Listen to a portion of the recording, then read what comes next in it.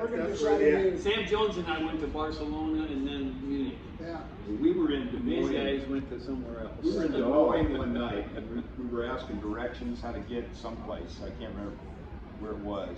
Where? And when we were in Des Moines. Oh, shit. And they give us these directions. We were trying to find Hooters. Hooters. Hello, it's good to be home. I currently live in Canada, probably will remain there, but it's great to come back here and to introduce Jim to you and to the Hall of Fame. I appreciate being invited, and I actually helped nominate Jim. And as they say, that no good deed goes unpunished. Jim was an inspiration to me growing up. I was a year behind him in school, kind of followed him around, followed him to Oregon State. But he was, I realized he was going to be a good wrestler and had a lot of success. So anyway, Jim he was very successful there. Went on again to win the state championship and lead our team to its second, actually, team title.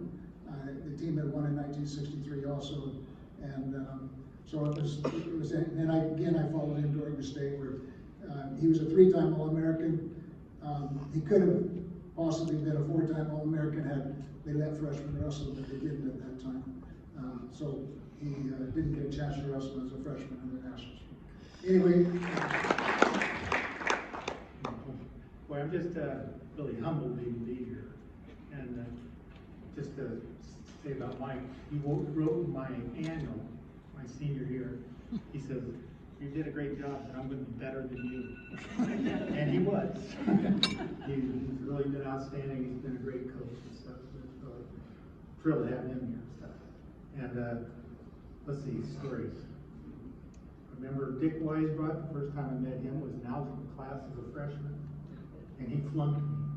And I know I deserved it, because came from Sotaville, and we kind of played around in that, you know. But anyway, Dick was a good man to have around. I appreciate everything he's done for us in wrestling here. And but there's so many people that have so much to do with anything that you accomplish. If you accomplish great things, you need to have great people, you know, good people to look up to.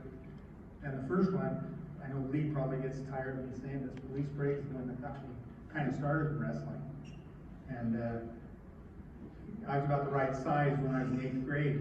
He was a smaller guy at OSU, and he was a 2-time conference champion there. Lee says, "Oh, you want to go up to the high school and work out? I need somebody to drill with." And I said, "Sure." Okay. And I told him this story before and embarrassed him a bit. I hope I do it again. But anyway, he goes up and he throws me around a little bit, and then he says, "Boy, Crumley, it's a good thing you like basketball, because you'd never be a wrestler."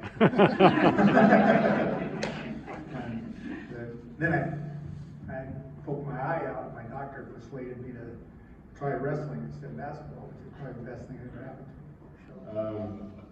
me. He grew up on a 300-acre ranch, and him and his father, they ran bulls all around the state, and you know, he was a hard worker, and I think that is part of the reason why he was such a good teacher and wrestling coach.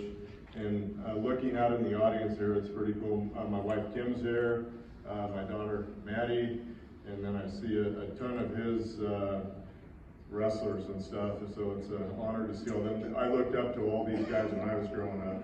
I think some of them probably shoved me in lockers and taped me down the benches, and so I don't hold any grudges. So it was pretty cool to grow up around that.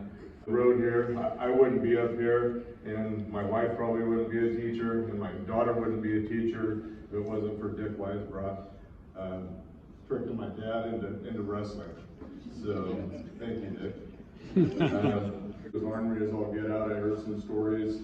I've heard the comparison of Bobby Knight as a wrestling coach, if you know who Bobby Knight is. I remember him throwing a few objects around the gym, and I just heard a story from Rick Wallace over here of him getting kicked out of a gym and escorted by this guy by the name of Larry Bielenberg.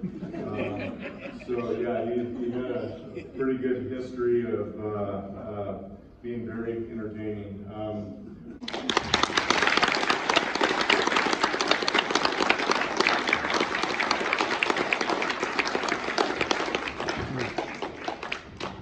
Thank you. I'm very proud of my son, and I'm amazed at the amount of people who are here tonight.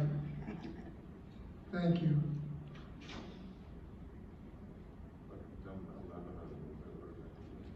Lebanon meant a lot to me. I love the coaches. I love the school, even though I didn't show it very good sometimes. Coach Weisbrot, I thank you. He's responsible for everything I have today. Makes me very, very proud to be a part of this. I'm not as swift as I was, but I get around okay. And I look out here and I see wrestlers, coaches from all over Oregon. Some of you went to different high schools.